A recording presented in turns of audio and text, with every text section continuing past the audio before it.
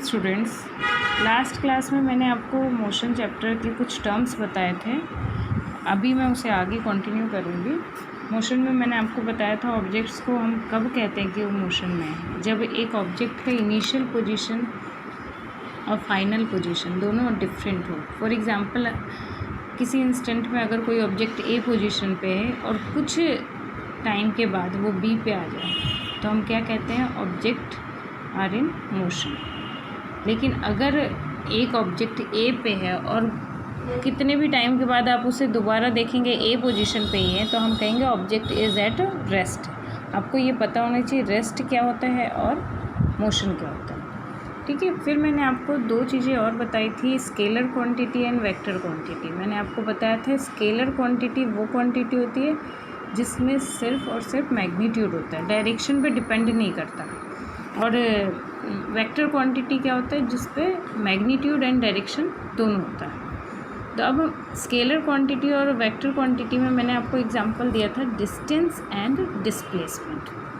Distance आपका क्या है, स्केलर क्वांटिटी, और डिस्प्लेसमेंट आपका वेक्टर क्वांटिटी। लास्ट क्लास में मैंने आपको, लास्ट वीडियो में मैंने आपको ये भी एक्सप्लेन किया था डिस्टेंस क्या होता है। अगर मैं आपको ये कह रही हूँ एक ऑब्जेक्ट ए से स्टार्ट होके ये कहीं से भी जाके ये बी पोजीशन पे पहुंचा है तो ये जितना उसने कवर किया ये सारा डिस्टेंस कहलाएगा। लेकिन अगर मैं डिस्प्लेसमेंट की बात करूं तो डिस्प्लेसमेंट इनिशियल और फाइनल पोजीशन के बीच में जो सबसे छोटी डिस्टेंस होती है, shortest distance between initial point and final point is displacement. तो इसलिए डिस्प्लेसमेंट की आपकी डायरेक्शन होती है, डायरेक्शन पे डिपेंड करता है, इसलिए ये वेक्टर क्वांटिटी है। और डिस्टेंस आपका किसी भी डायरेक्शन में जा रहा है देखो, तो डिस्टेंस आपका स्केलर क्वांटिटी है। ठीक है, इसमें मैग्नीट्यूड तो है कि इसने इतना डिस्टेंस कवर किया, बट डायरेक्शन नहीं, किसी भी डायरेक्शन में मूव कर रहा है। ठीक है, तो डिस्टेंस और डिस्प्लेसमेंट में डिफरेंस आपको पता होना चाहिए। डिस्टेंस क्या है, the length of path covered by a moving object on a plane is called distance. कितना भी पाथ कवर कर सकता है। ठीक है, और डिस्प्लेसमेंट जो है वो शॉर्टेस्ट डिस्टेंस इनिशियल पोजीशन और फाइनल पोजीशन, ऑब्जेक्ट के इनिशियल पोजीशन और फाइनल पोजीशन के बीच का जो सबसे छोटा डिस्टेंस है दैट इज़ डिस्प्लेसमेंट। मैंने आपको पहले भी बताया distance is a scalar quantity और displacement is a vector quantity. ठीक है, डिस्टेंस की एसआई यूनिट क्या होती है, मीटर, क्योंकि डिस्टेंस हम किस में निकालते हैं, मीटर में। डिस्प्लेसमेंट भी दो पॉइंट्स के बीच में शॉर्टेस्ट डिस्टेंस है, सबसे छोटी डिस्टेंस है, इसीलिए इसकी ऐसे यूनिट भी मीटर ही होगा। ठीक है, अब देखो डिस्प्लेसमेंट जो है आपका, डिस्टेंस कभी भी जीरो नहीं है। ठीक है, बट डिस्प्लेसमेंट में भी जीरो। अगर मैं ये कह रही हूँ ये ऑब्जेक्ट यहाँ से मूव करना स्टार्ट किया और सारी जगह घूम के वापस इसी पॉइंट पे आ गया, ए से स्टार्ट हुआ ए पे ही आ गया, तो बेटा अगर डिस्टेंस की बात करें तो ये सारा क्या है, उसका डिस्टेंस है। बट डिस्प्लेसमेंट जो है इनिशियल और फाइनल पोजीशन के बीच का डिस्टेंस होता है। इनिशियल भी ए है, फाइनल भी ए है, मतलब जहाँ था वहीं पे आ गया, तो डिस्प्लेसमेंट क्या हो जाएगा इस केस में, जीरो। तो डिस्प्लेसमेंट जो है वो पॉजिटिव वैल्यू भी आ सकती, नेगेटिव भी आ सकती, इवन जीरो भी आ सकता है। ठीक है, डिस्प्लेसमेंट की वैल्यू मतलब the magnitude of displacement can never be greater than distance. Distance से कभी ज़्यादा नहीं होगा, या तो डिस्टेंस के इक्वल होगा या लेस देन होगा। It is always less than और इक्वल टू डिस्टेंस ट्रेवल। तो आई थिंक डिस्टेंस और डिस्प्लेसमेंट क्या है वो आपको क्लियर हो गया। अब नेक्स्ट टर्म है आपका uniform motion and non uniform motion. Uniform motion क्या होता है, अगर एक गिवन टाइम में एक body same interval of distance cover कर रही है तो वो कहलाएगी आपकी यूनिफॉर्म मोशन। फॉर एग्जांपल अगर मैं कह रही हूँ कि एक बच्चा घर से निकला और पहले 5 मिनट्स में उसने 500 मीटर कवर किया, नेक्स्ट 5 मिनट्स में फिर अगेन उसने 500 मीटर कवर किया, फिर नेक्स्ट 5 मिनट में अगेन उसने 500 मीटर कवर किया।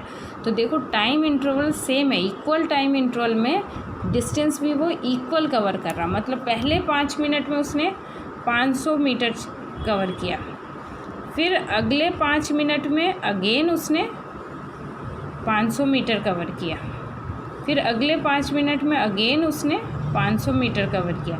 तो सेम इंटरवल ऑफ टाइम में सेम डिस्टेंस कवर कर रहा है। तो ऐसा मोशन क्या कहलाता है? Uniform motion. If a body covers equal distance in equal interval of time in a straight line then its motion is said to be uniform motion. ठीक है। नॉन यूनिफॉर्म मोशन आपका बिल्कुल इसके अपोजिट है।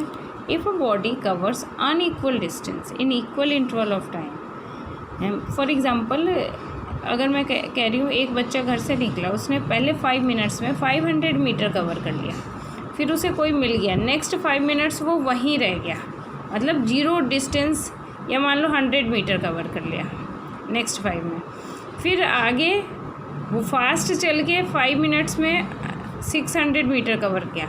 मतलब इक्वल इंटरवल ऑफ टाइम में वो अलग अलग डिस्टेंस कवर कर रहा है। तो देखो, if a body covers unequal distance in given equal interval of time then its motion is said to be non-uniform। तो ऐसे मोशन को हम क्या कहते हैं? Non uniform motion. अब नेक्स्ट है स्पीड एंड वेलोसिटी। ये भी आपका स्पीड जो है वो स्केलर क्वांटिटी है and velocity is vector quantity. Speed मतलब किसी व्हीकल की कितनी डिस्टेंस वो कितने टाइम में कवर कर रहा, वो उसकी स्पीड होती है। Speed is defined as distance travel per unit time. ठीक है। वेलोसिटी सेम है डेफिनेशन, सिर्फ अगर वेलोसिटी है तो यहाँ डिस्टेंस की जगह आपका डिस्प्लेसमेंट आ जाएगा। Velocity of a body is defined as its displacement per unit time. Formula of speed is distance travel upon time taken. Formula velocity is displacement upon time taken. Speed is a scalar quantity and velocity is a vector quantity. SI unit speed की आपको पता है distance किस में measure करते हैं? Metre में, और टाइम आपका सेकंड में।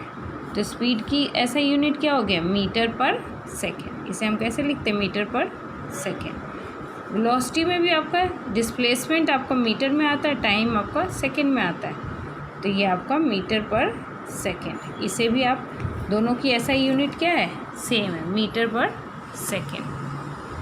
एवरेज स्पीड, अगर मुझे एवरेज स्पीड निकालना है, फॉर एग्ज़ाम्पल कि इस तरीके से ही कि पहले टाइम इंटरवल में कुछ डिस्टेंस कवर किया, दूसरे में कुछ इस तरीके से, अगर मुझे टोटल एवरेज स्पीड निकालना है तो एवरेज स्पीड निकालने के लिए हम क्या करेंगे? टोटल डिस्टेंस ट्रैवल, टोटल कितना डिस्टेंस ट्रैवल किया और अपॉन टोटल टाइम। ठीक है। तो टोटल स्पीड मुझे निकल जाएगा। एवरेज वेलोसिटी भी total displacement upon total time taken. ये फॉर्मूलेज आपको पता होना चाहिए क्योंकि आगे हम न्यूमेरिकल्स करेंगे तो उसमें ये यूज़ होगा। Next is acceleration. Acceleration as the rate of change of velocity of a body is called acceleration। कितनी स्पीड से, किस रेट से, रेट मतलब स्पीड से वेलोसिटी चेंज हो रही है एक बॉडी की, वो उसकी एक्सेलरेशन बताती है। It is a vector quantity और इसकी ऐसा यूनिट आपका क्या है? Metre per second square. देखो acceleration v minus you upon T.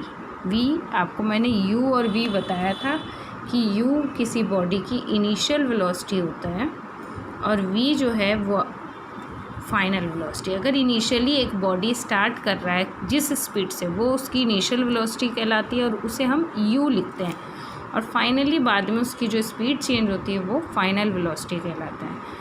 तो चेंज इन वेलोसिटी, अगर मान लो एक बॉडी रेस्ट से स्टार्ट हो रहा है, तो मैंने आपको बताया था रेस्ट में हम इनिशियल वेलोसिटी को 0 लेते हैं और बाद में वो 5 मीटर पर सेकंड की स्पीड से चल रहा है, तो कितनी स्पीड चेंज हुआ? चेंज इन वेलोसिटी कैसे निकालूंगी मैं? पहले 0 था फिर 5 हो गया। चेंज निकालने के लिए फाइनल माइनस इनिशियल करते ना, तो v minus you upon T, time कितने टाइम में ये चेंज हुआ अपॉन टी।